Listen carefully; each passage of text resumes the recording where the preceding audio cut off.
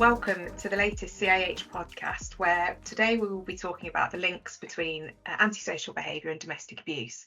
I'm Hannah Keilloh, Policy and Practice Officer at the Chartered Institute of Housing, and I'm really pleased to be joined today by two amazing women leading the way in improving our response to domestic abuse. Firstly, Nicole Jacobs, the Domestic Abuse Commissioner for England and Wales. Nicole has dedicated her career to supporting victims and survivors of domestic abuse and has a wealth of experience of frontline work and in domestic abuse policy and intervention. Nicole was also one of the founders of DAHA, the Domestic Abuse Housing Alliance, whose mission it is to improve the housing sector's response to domestic abuse. Which brings us neatly to our second panellist today, Deidre Cartwright. Deidre is the Senior Housing Manager at the Domestic Abuse Housing Alliance and Standing Together, and chairs the National Housing and Domestic Abuse Policy and Practice Group. This group brings together housing and domestic abuse sector partners to influence national policy and practice related to housing needs of survivors. CIH are part of the national group and really pleased to be part of this important work. So thank you both so much for joining us today. I think probably for our listeners, it's worth starting with an introduction of why we're talking about ASB and domestic abuse together on a housing podcast. At CIH, it's our belief that everyone has the right to a safe, affordable and secure home. And yet we know for the victims and survivors of domestic abuse, including children, home is often the most dangerous place. By its very nature, domestic abuse is a housing issue, directly impacting on a survivor's right to a life free of violence and abuse and the right to a safe and stable home. And we know that housing is one of the primary barriers for women attempting to leave abusers, and that domestic abuse is also one of the leading causes of homelessness amongst women. And Nicole, if I could come to you first, maybe you could just outline for our listeners a bit the links between ASB and domestic abuse and why we're talking about these two things together here today. Great. Thank you for having us. And it's so important and timely to be talking about this issue because so often in the context of housing, something may come to the attention of, say, a housing officer, disruption within the home, neighbors who are complaining, damage to the property, a whole host of things that is a challenge to understand what is the context. And I suppose just putting it in the most kind of simple way is that if there's a misinterpretation and there's an assumption of antisocial behavior, when in fact the underlying cause is domestic abuse, you head in two totally different directions, essentially, as in terms of the type of reaction or support. In ASB, it can be much more punitive in addressing kind of really wanting to curtail that behavior for obvious reasons, for the people involved, for neighbors, everyone else living in that area. For domestic abuse, you would want to take a much more kind of contextual approach, understanding, who's doing what to whom, essentially, what is the cause of some of that damage or noise, etc., and really help the survivor, the victim, to negotiate through what steps could be taken. So they take us in very different directions, and the interpretation for the victim is really different. If you can put yourself in the role of a victim of domestic abuse, you would really fear if someone approached you and saying, this is, you'll have some kind of a sanction because of ASB, for example. And what we know from housing providers is there's a huge amount of work that is geared towards antisocial behavior, understandably, but we have to equate the knowledge and the actions that relate to domestic abuse with a lot of the effort as well, and so that we understand what we're dealing with. And Deidre, how can housing providers kind of equip themselves to see ASB through a domestic abuse lens? I think it's about ensuring the ASB teams, who are the ones going into people's homes and looking at things from an ASB perspective, are equipped with being able to look at it from a domestic abuse lens and perspective. They need, first of all, training to be able to do that, to understand what are the distinct differences between antisocial behavior and domestic abuse. And they also need to be supported by the policies and the procedures that enable them to treat what may initially present as antisocial behavior differently when it is actually domestic abuse. and to provide, safeguarding and support options to victims of domestic abuse, rather than taking punitive steps against them. And I think that really that is why the Domestic Abuse Housing Alliance exists. It's about ensuring a social housing provider has a holistic response to domestic abuse that allows you to identify and respond very differently when there is domestic abuse, and not go down that antisocial behavior route, but really equipping an entire organization to be able to take a different approach with training, with policies and procedures, with case management systems that clearly identify where a household is known as having domestic abuse there, so that one housing officer doesn't go in and see it as domestic abuse, but the next goes in and treats it as antisocial behavior. So really it's about a complete shift in the way you respond to tenants and looking at it from that domestic abuse perspective. And the social housing regulation bill that's currently going through Parliament, which will bring in a revised set of consumer standards, really makes it clear that housing providers need to have an effective domestic abuse response that sits across all areas of their practice, and making that really clear link to antisocial behavior and domestic abuse.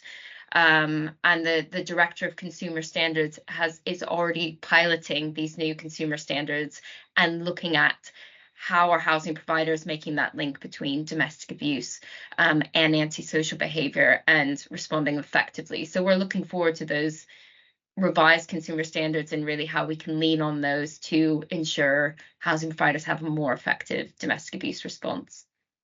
Great, thank you. Nicole, is there anything you wanted to add on? Well, I guess I would just say, I mean, you will know from me, obviously, that I think everyone listening should be already in touch, if not, if they haven't been already, to Deidre and DAHA and that team, because there's such a good first port of call. But I mean, the one thing I would just add is just, sometimes we think, well, that you have to distinguish, as if that's very simple to do. And I do appreciate that we have to acknowledge some of the really key barriers. One is that people, not tenants, but just any of us, tend to not use the term domestic abuse. Victims and survivors themselves don't necessarily, in their introduction to you, say, oh, you've misunderstood me. I'm a victim of domestic abuse. Let me tell you about that.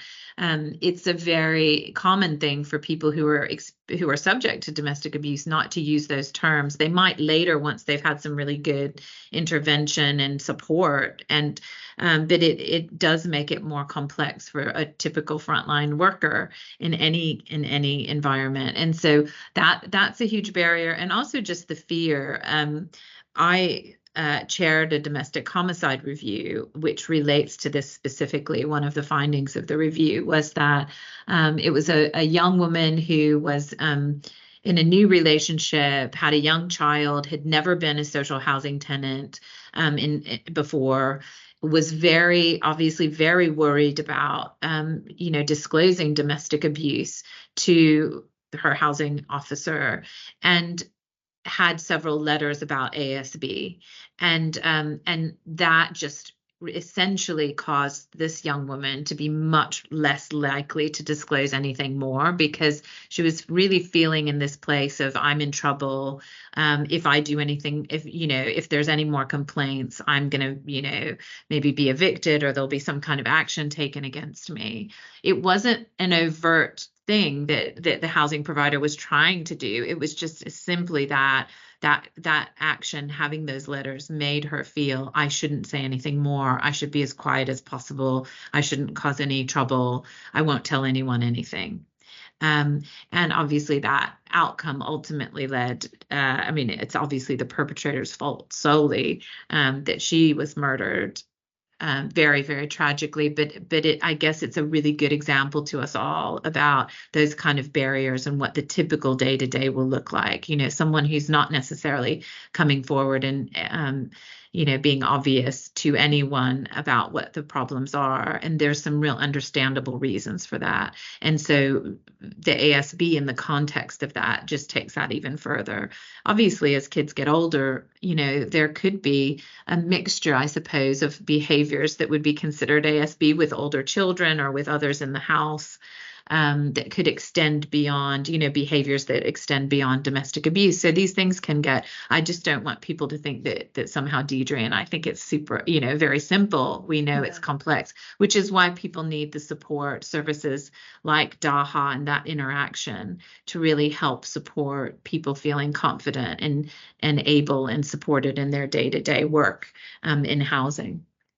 Also, it's not always an either or type of situation. It's not just, oh, you've misidentified it's domestic abuse. Actually, we know that perpetrators will be causing antisocial behavior towards other neighbors, will be causing antisocial behavior as a means of isolating someone who is, experiencing domestic abuse. And that is a part of their tactics of abuse, is to create that isolation from support and from neighbors. So what we're asking people to do is to see situations from a domestic abuse lens and be open to the complexity of it, and the fact that, that perpetrator could be causing antisocial behavior and there be domestic abuse as well, and that the victim within that household shouldn't be held to account for that perpetrator's behavior, and to really look at it from that perspective as well, if that makes sense. Yes, absolutely. Thank you. That's really, really informative and helpful. I think probably if we go on to the Renters Reform Bill now, in May this year, the government introduced the long-awaited Renters Reform Bill, and it was, widely welcomed as a real promise to redress the balance between the power between private renters and landlords, and provide more security for renters, including the end of Section 21, or so-called no-fault evictions. But with that also comes a strengthening of grounds for eviction around ASB and rent arrears, and this presents some real risks for victims and survivors. And Nicole, I wonder if you could just explain some of those risks to us here, and then Deidre, if I just ask you to talk about what you think, what changes need to happen to that bill. So if I could come to you first, Nicole. Well, I guess it just builds on a lot of what we were just talking about, is that this will strengthen the grounds for eviction, in some ways addressing one problem much more clearly, or, with much, swifter consequences. Every time we're doing that, while that might work really well in the context of ASB, we have to understand what we've just discussed, which is that, that interaction between domestic abuse and ASB, sometimes the misinterpretation, and layering on that the kind of fears of the victim survivor, sometimes to be really clear and able to disclose, for example. So there's a lot of provisions in this proposed bill which are welcome in many ways, but we have to be really mindful of those unintended consequences and strengthen in every way the language within the bill and the guidance for this bill that would allow for this more nuanced approach, which, obviously legislation has never set out for a huge amount of nuance. And that's exactly what anyone addressing domestic abuse has always got to have in mind, is that understanding and nuance. So it's hard to do that in legislation. And so there are some negative consequences. But I know, Deidre, in representing the policy group, this is a broad range of experts within housing and domestic abuse who share these concerns as well. So I think I might just ask Deidre if she'd have any more kind of specific comments on the bill itself. Yeah. So, I mean, like you already said, Hannah, we broadly support the bill. So we obviously support the end of Section 21 no-fault evictions, which put, any private renters at risk of being evicted at any point for no reason. And that includes, victims of domestic abuse. We also think that it's positive that they're ending, fixed-term assured tenancies and assured short-hold tenancies, because we know victims of domestic abuse can have problems getting out of their current tenancies if they need to flee domestic abuse. But kind of coinciding the removal of Section 21 evictions, we know the government has I guess, increase the strength of other eviction grounds, which we feel could have unintended consequences for victims of domestic abuse. So one is proposed changes to antisocial behavior eviction grounds. So it's a discretionary eviction ground. It's called ground 14. And what the change they're proposing is basically a broadening of language around what is antisocial behavior under ground 14. So they're changing it from likely to cause nuisance and annoyance to capable of causing nuisance and annoyance. And that's quite a vague change in language, but also really up for a lot of broad interpretation of what you would consider being capable of causing nuisance and annoyance. And our fear is that someone could easily think that antisocial behavior is capable of causing nuisance and annoyance, but it is not antisocial behavior, and it shouldn't be treated as antisocial behavior. I mean, luckily, it's still a discretionary ground. I know there was talk of making it a mandatory ground for eviction, which means the judge can't use their discretion to determine whether or not, eviction should proceed. But, we are afraid that the broadening of this really becomes a backdoor for Section 21 evictions, and victims of domestic abuse will become swept up within it.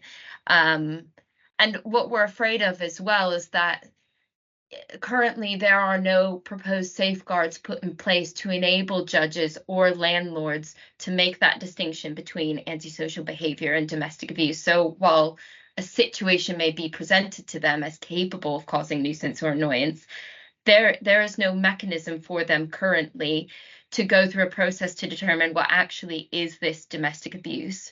So what we're calling for is, a pre-eviction protocol that is very similar to what social housing providers have to take certain actions, which should be done in any case of antisocial behavior, to see, is there anything we can do to prevent further antisocial behavior? Is there anything we can do to support these tenants?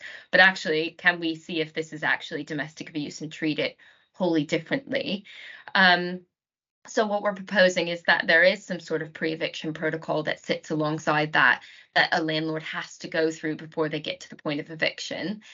Also, there's supposed to be antisocial behavior guidance that's going to be sitting alongside the legislation. Yet this antisocial behavior guidance, there has been no mention of domestic abuse and ensuring that they're referencing the possibility of the misidentification of antisocial behaviors or domestic abuse as antisocial behavior, and how landlords should respond differently within those cases. That's something that's already been that the government is already doing with the social housing regulation bill. They're making antisocial behavior guidance that sits alongside it. It will specifically address domestic abuse. So private landlords who have a lot less knowledge and experience and access to training around domestic abuse should have equal access to those same, guidance and protocols. So, we don't think there should be the change in language, but also we think these additional steps should be taken to safeguard against kind of the misidentification of antisocial behavior or domestic abuse as antisocial behavior. Obviously, it's going to sit with the judges to make to use their discretion within these cases. And we know that judges more often than not have very little awareness of domestic abuse, very little awareness of the the crossover between antisocial behavior and domestic abuse. So one of our recommendations as well is that judges should be equipped with guidance and training around what is domestic abuse and how may it present within these housing cases that will be increasingly brought to their attention, especially with the removal of Section 21 evictions. So as well as the strengthening of grounds around eviction, it's my understanding that there's also strengthening of grounds around rent arrears as well. I wonder if you could just tell us a little bit more about that, Deidre. Yeah, so within the Renters Reform Bill, they're now introducing a new mandatory ground for repeated or serious rent arrears. It's, I believe, called Ground 8A, which basically it provides landlords with mandatory grounds for eviction where there are, and hopefully I'm interpreting this correctly, 3 or more instances of rent arrears over the course of 3 years. And these instances of arrears can be for as little as 8 weeks and can be as late as only 1 day. I think the fear for us is that, again, there is such a significant link between domestic abuse and rent arrears. One, because we know, especially now with the statutory definition of domestic abuse that includes economic abuse, causing rent arrears is a form of economic abuse. It is something that perpetrators purposely do to ensure that survivors are economically dependent on them, that they cannot access further housing, it affects their credit rating, etc., etc. But also rent arrears is just an economic consequence of oftentimes having to leave an abusive relationship and start again on your own. We know that not only victims of domestic abuse, but single women and single women with children are more likely to be in rent arrears. They're more likely to be evicted due to rent arrears. And we know all of this has been, I guess, made worse by the cost of living crisis, which has disproportionately impacted single women with children and victims of domestic abuse. So these are the people that are going to be disproportionately impacted by this new mandatory ground for eviction. And what's concerning for us is 3 years is a very long period of time, and somebody experiencing domestic abuse or a single woman with children, they can get into many instances of crisis during that period where they cannot pay their rent for that period of time and could be as late as 1 day. And by making this ground now mandatory, it means that judges can't use their discretion to think about the circumstances of individuals where they are particularly vulnerable. Where they meet the criteria, that's it. They will be evicted within those grounds. So because this is such a significant risk for victims of domestic abuse, for vulnerable people in general, women with children, we think it's incredibly important that judges should be able to use their discretion within these cases at the very minimum. But kind of similar to what we called for around, the antisocial behavior grounds, what are the pre-eviction protocols that are going to be put in place to ensure that, survivors of domestic abuse, other vulnerable people have the chance to remedy these arrears and get the support that they need before they reach the point of being evicted? What guidance is being put in place for landlords, but also judges to make that link between rent arrears and domestic abuse? So it is a serious concern for us that this new ground is now going to be mandatory. Absolutely. And what's the sort of process now for the Renters Reform Bill? Obviously, it's been introduced after quite a very long wait for it.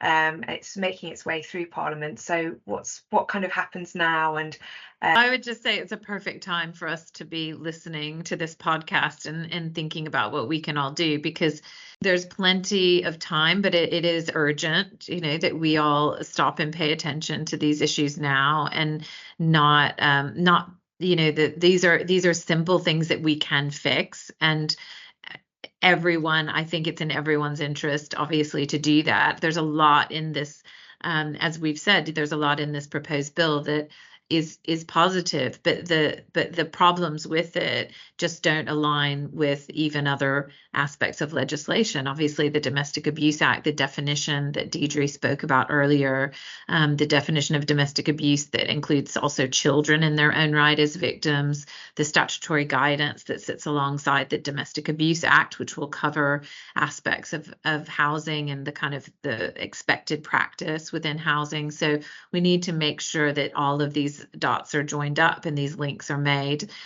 So getting in touch with our MPs, I'm sure Deidre and Hannah, you both will probably have some briefings about this bill that people could have a look at, which would be really positive if people listening could make sure to, through your own organization or individually, contact MPs, peers who will play a big role as we finalize some of these parts of the legislation. Yeah, so we've already developed a briefing on antisocial behavior and domestic abuse and the links, which is on the DAHA website, and we released an initial statement in response to the Renters Reform Bill. And then within the next week, we're going to be releasing, as a national group, a more detailed briefing in response to the first reading of the bill, so we can support MPs and peers in response to the second reading, to debate it a bit more in detail and make sure they have what they need to really look at it from a domestic abuse perspective and enter that into the debate, and then continue to work with the government and with MPs and peers in more detail as they look at it through the different stages of the bill. And like Nicole said, there are so many positive aspects that we support of the Renters Reform Bill. And these are, simple changes that we are suggesting that will just minimize unintended consequences, really. And we know everyone is in support of that in principle. It's just looking at, the detail about how we achieve that.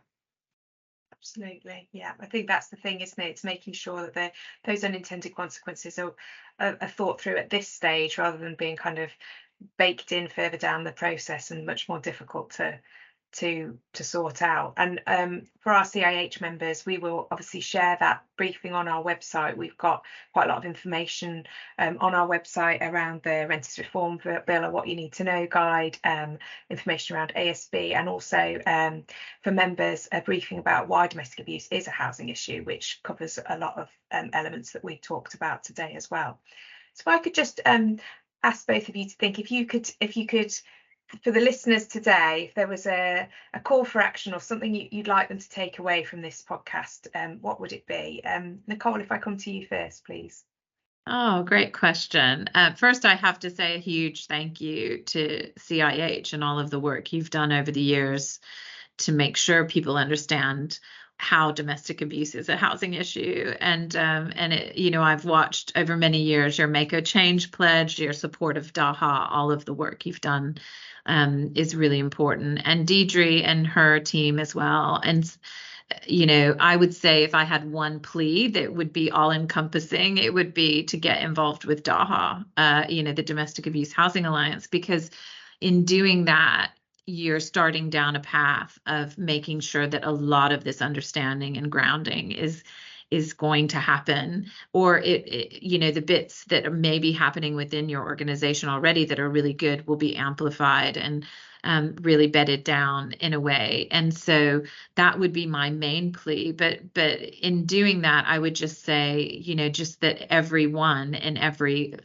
one of us listening has a role to play, and that we can make these changes, whether it's within our own friendship groups, with our own work colleagues, educating ourselves, taking a few steps forward. I always think domestic abuse and addressing it seems quite daunting to people.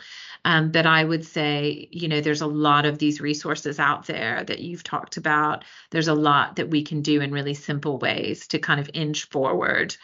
Whether it's a small working group, a discussion, asking the right questions of colleagues about the importance of these things, but also just in the really basic interaction we have with people, saying, domestic abuse is wrong. It's not your fault. There's help out there. All these really simple messages on a real human level, I think really help people who are experiencing or subject to domestic abuse.